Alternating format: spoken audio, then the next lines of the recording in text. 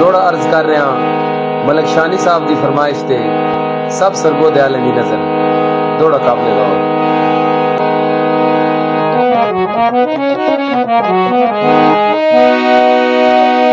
देवे रब तौफीक तो कई हाल च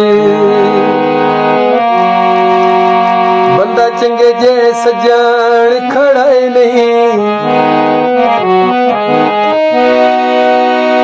सुख चैन ते तरीका जिंदगी दा ओ बंदा लगे दिया तो सरफाए नहीं।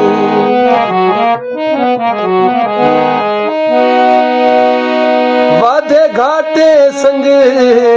तच से हो वेंदे हाय जिद मजहब इंसान बनाए नहीं,